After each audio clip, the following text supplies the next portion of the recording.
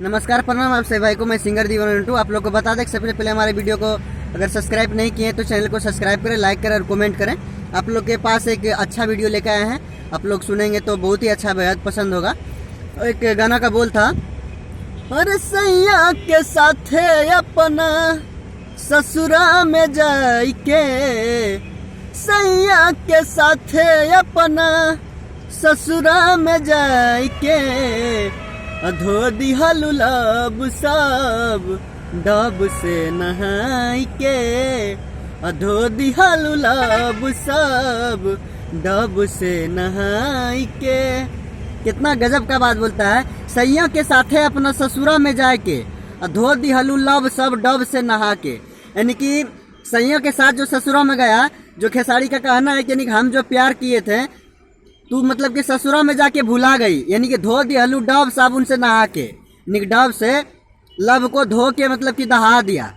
इसका कहना यही है। और सैया के साथ अपना ससुरा में जाके, धो दिहलु लब सब डब से नहाई के, धो दिहलु लब सब डब से नहाई के। कितना अच्छा सुर में गया है।